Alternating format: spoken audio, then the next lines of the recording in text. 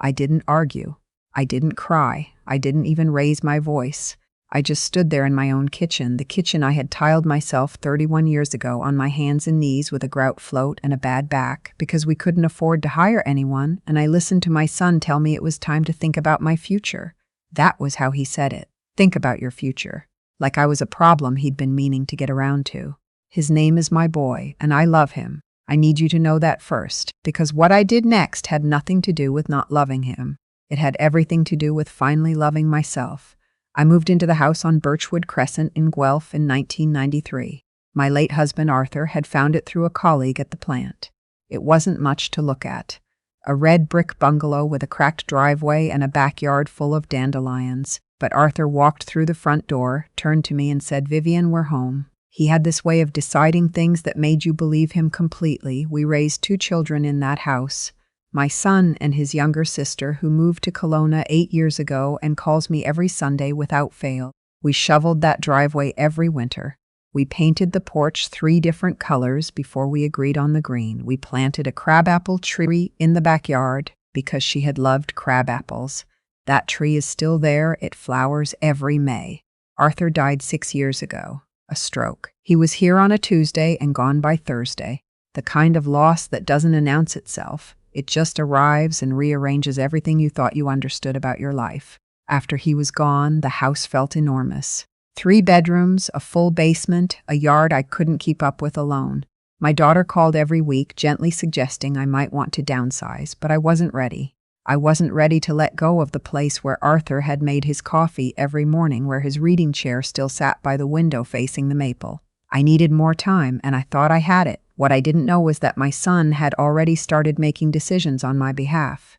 It began small, the way these things always do. He started coming around more often, which I was grateful for, at first. He lives in Hamilton with his wife, about 45 minutes away, and for years after Arthur passed, the visits were never quite enough. So when he started showing up on weekends, offering to help with the yard, fixing the eavesdrow, I thought, this is it. This is us finding our way back to each other. His wife is a particular kind of woman. I don't say that unkindly. She's organized, efficient. She has opinions about how things ought to be done, and she isn't shy about sharing them. When she started commenting on the size of my heating bill, on the fact that I still had a landline, on how much space one woman really needed, I told myself she meant well. I told myself she was practical. But then one Sunday afternoon in February, while I was making tea and she was sitting at my kitchen table looking at her phone, she said without looking up, "Have you looked into any of those retirement communities? The ones near Ancaster are supposed to be lovely." I said, "I'm 67, not 90. She smiled. "Of course. I just think it's good to plan ahead." I let it go. I made the tea. I set out the good cups, the ones with the blue flowers that Arthur's mother had given us as a wedding gift, and I said nothing more about it. But the seed was planted, and it didn't take long to grow. By spring, my son was bringing it up himself, casually at first, a mention here, an article there. Did I know that property taxes in Guelph had gone up again? Did I realize how much the house was worth now in this market? Had I thought about what it would mean to have that equity liquid, to be free of the maintenance, the upkeep? I said I was fine. He said he was worried about me. I said I appreciated that. Then came the Sunday in April, when everything changed. I remember it exactly. I had made roast chicken, his favorite, the way I've always made it, with lemon and thyme and potatoes around the sides. We had eaten well. His wife had had 2 glasses of wine and was quieter than usual.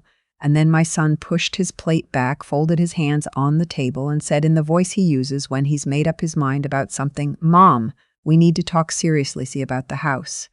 I said, "All right." He said they had been doing some research. He said the market was strong and might not hold. He said that a house this size was a lot for one person, and that my son's family, meaning him, his wife, and their 10-year-old daughter, was growing, and that Hamilton had become very expensive, and that if I were ever to consider selling, it might make more sense to think about it sooner rather than later. I looked at him for a long moment. "And where would I go?" I asked. His wife looked at her wine glass. He said there were wonderful options: independent living, seniors' apartments. "This is my community," I said. He said very quietly, "Mom, it might be time to think about letting go." I didn't argue. I didn't cry. I picked up the plates and carried them to the sink, and I said, "Thank you for coming. Drive safe." They left at 7:15. I remember watching their taillights disappear down Birchwood Crescent. I remember the way the street looked, the street lights making small orange pools on the pavement. I stood at the front window for a long time. Then I went to the failigin in the spare bedroom. I have always been organized. Arthur used to joke that I was the only person he knew who filed her grocery lists. The deed to the house was in a green folder in the second drawer, exactly where it had been since 1993. I took it out and sat down at the kitchen table with it. My name, and Arthur's name, and after Arthur died, the house had passed to me alone, as we had arranged with our solicitor years before. Everything in order, everything legal, everything mine. I sat with that document for a long time. Then I made a phone call. Her name is Audrey Fleming. She was recommended to me by a woman at my book club whose opinion I trust completely. Audrey has been in real estate in the Guelph-Wellington area for over 20 years, and she has a reputation for being calm, honest, and completely without nonsense, which is exactly what I needed. I called her on a Monday morning when I knew my son would be at work. I said I was thinking about selling my home. I said I wanted to understand my options. I said I needed someone I could trust to be straight with me. She came over on Wednesday. She walked through every room with a quiet kind of respect. She didn't make notes in a flashy way or take photos without asking. She sat down with me at the kitchen table, the same table where my son had told me to consider letting go, and she told me what the house was worth. I won't say the number, but I will say that I sat back in my chair and was very still for a moment, and then I said, "What would I need to do first?" She said, "Tell me what you want," and that was the first time in a very long time that anyone had asked me that.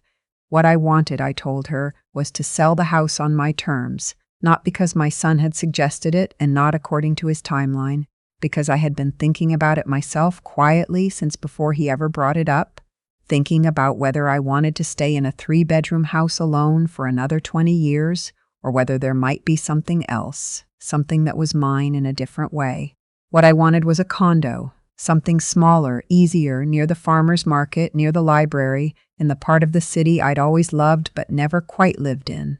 I'd looked at listings more than once, late at night, the way you look at things you're not sure you're allowed to want. Audrey said, "Then let's do this properly." We listed the house on a Thursday. My son calls on Sundays. He didn't know. The showings happened during the week. I stayed with a friend, my oldest friend Meredith, who lives on the other side of the city and who knew everything and said nothing except, "You're doing the right thing, Vivian. You've always known what you need." I had her key and she had my back, and that was enough. The house sold in 9 days, over asking. I remember where I was when Audrey called. I was sitting in Meredith's kitchen eating leftover soup, and my phone rang and Audrey said the words, and I put down my spoon and I started to cry, not from sadness, from something more complicated than that, relief and grief, and something I can only describe as recognition, like a part of me that had been waiting very patiently, finally being seen. I had already secured the condo. A 2-bedroom unit on the 4th floor of a building in the St. George's Park neighborhood. Morning light, a small balcony, walking distance to the Stone Road Library, 10 minutes from the farmer's market. I had gone to see it alone on a Tuesday afternoon while my son was at his desk in Hamilton thinking everything was as he had left it. The closing dates aligned. I would be out of Birchwood Crescent by the end of June. I called my daughter that evening. She was quiet for a moment, and then she said, "Mom, you didn't tell me." I said, "I know. Weekend to help me pack." She flew home the following weekend on a Saturday morning. I called him because I didn't trust myself to do it in person without losing the composure I had worked very hard to maintain. The phone rang twice. He answered with his usual, "Mom, hey," and I said, "I have something to tell you. I've sold the house. It closes June 28th. Silence. Then, "What?" I said. "You were right that it was time to think about my future. I thought about it. I sold the house. I've bought a condo. I'm very happy with the decision." More silence. And then in a voice I hadn't heard from him since he was a teenager, "Mom, why didn't you? We could have." "I just meant I know what you meant," I said, "and I understand. But this is my home and this is my decision, and I made it." He drove up that afternoon without calling first. He knocked on the door that was still mine for 5 more weeks, and when I opened it, he looked like a man who had just realized something important. His wife had not come. He stood on the porch for a moment, and then he said, "Mom, I'm sorry. I didn't mean to make you feel pushed out." I looked at my son, my boy, who I had brought home from the hospital in a snowsuit in December of 1984, who had learned to ride his bike on this very driveway, who had cried at his father's funeral in a way that broke my heart and also somehow healed it. And I said, I know you didn't, but you did. And I needed to remind both of us that I am still the one who decides. He came in, we had tea. He walked through the rooms slowly, touching the door frames, and I let him. I knew he was grieving something too. We all grieve the places that held us. But I had made my peace with it before he even knew I was leaving. I moved into the condo on the 29th of June. Meredith and her husband helped with the boxes. My daughter came back from Kelowna for the week. We put up the curtains together and argued pleasantly about where to put the couch. And on the first night, when everyone had gone home and I was alone in the quiet, I made myself a cup of tea and stood on the balcony in the warm summer evening and looked out at the city. The crabapple tree didn't come with me, of course. It stayed in the backyard on Birchwood Crescent, where it belongs. I'd like to think it will still flower every May for whoever lives there now. I'd like to think that some part of the life Arthur and I built there keeps going quietly in the background, but I am here now, in this new place that is entirely, only mine. I have a neighbor on the 4th floor named Gwen, who brings me things from the farmer's market because she goes on Saturday mornings and I've started joining her. I have a library card for the Stone Road branch. I have a balcony where I drink my coffee every morning and watch the light change. I have, for the first time in a very long time, the feeling of a life I have chosen. My son comes to visit now. He calls first. His wife comes sometimes too, and she is more careful with her words than she used to be, and I appreciate that. My granddaughter loves the elevator. She pushes all the buttons when she thinks I'm not looking, and I pretend not to notice because there are some things you let go. What I will not let go of, what I want to say clearly to anyone who is listening, anyone who has sat at a table while someone younger than them explained what they should do with their life and their home and their future, is this. You are not obligated to make your exit on someone else's schedule. You are not required to wait to be told when your time is up. The deed to your home, the balance in your account, the years left in your body, those things belong to you. And no one, not even the people you love most, has the right to decide what you do with them before you're ready.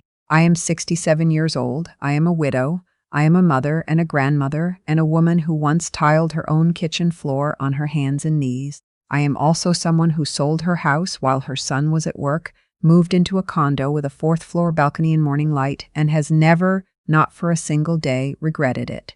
Arthur would have approved. I know he would have. He always said the bravest thing a person could do was decide. I finally listened to him.